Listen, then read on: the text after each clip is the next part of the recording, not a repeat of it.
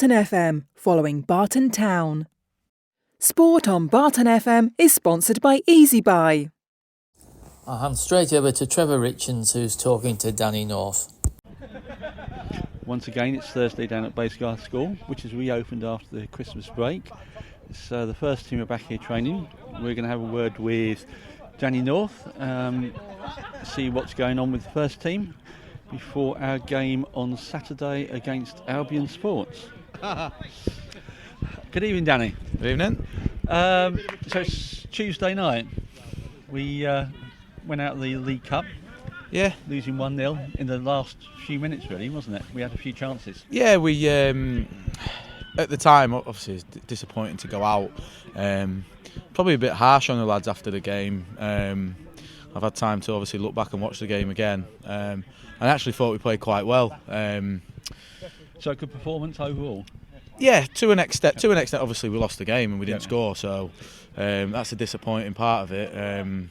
But no, moving the ball, I thought we moved it quite well. Bearing in mind, we've not had a game for a couple of weeks on a heavy pitch. We moved it quite well. Just in the final third, we were lacking a bit of a cutting edge. Yeah, overall, the performance was okay.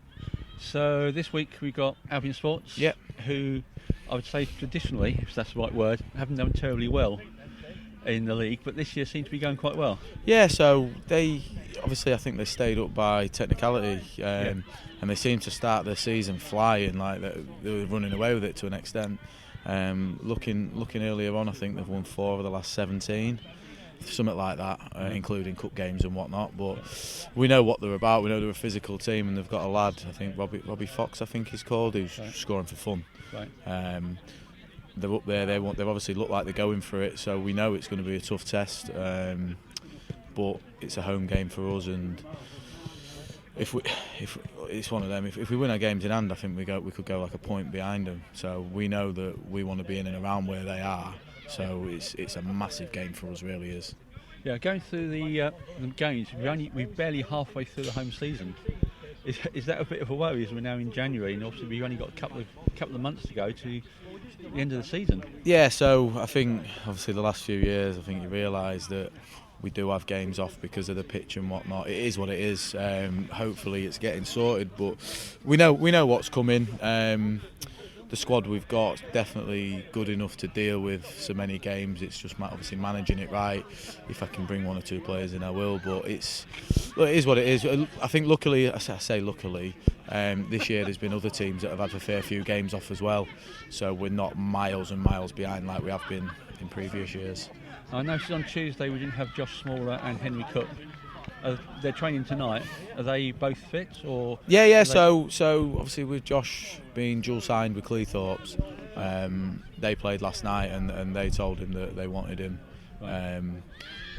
I'm not sure he realised how the dual signing works, but right. It's obviously up to him. Obviously we want him with us all the time, and it's up to him. Like he plays, he's been brilliant for us lately. So they get first call on him? No, they don't. It's. I thought that originally, but ultimately it's up to the player and what he wants to do. Right. No doubt they'll want him because he's been playing well for us and he's gone in for them and he's done well a couple of games. But I want him with us full time. He knows that. Say it's up to him. Henry Cook obviously got a horrible tackle on him away at Handsworth, and he did the warm up on Tuesday night. With the lads, and it's just getting him back involved now and getting him into the contacts and that as well. So all been well, he'll be available Saturday if he gets through tonight.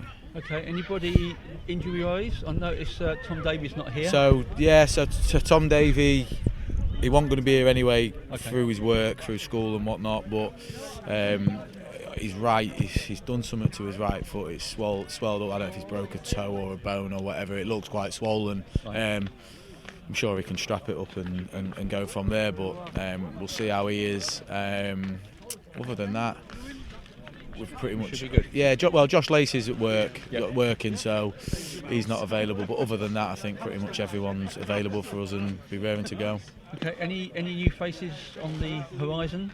You got your fingers looking for people? Yeah, we've gone in for a few players. At the minute, I couldn't tell you what they're thinking. we'll go from there. But like I say, I do want to add a couple of players going forward. But like I've said to the chairman and the club, I only want to bring players in that I think are better than what we've got.